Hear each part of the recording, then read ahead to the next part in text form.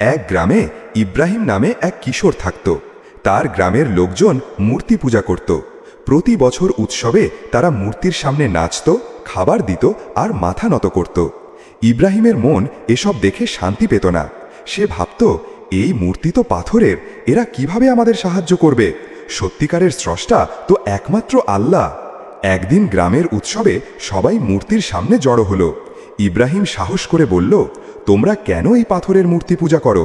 এরা তো কথা বলতে পারে না, চলতে পারে না। একমাত্র আল্লাহই সবকিছু সৃষ্টি করেছেন, তিনিই আমাদের দেখাশোনা করেন। গ্রামের লোকজন রেগে গেল। তারা বলল, ইব্রাহিম, তুই আমাদের ঐতিহ্যের বিরুদ্ধে কথা বলিস। কিন্তু ইব্রাহিম ভয় পেল না। সে বলল, আমি শুধু সত্য বলছি, আল্লাহ এক, তিনি ছাড়া কেউ পূজার যোগ্য নন।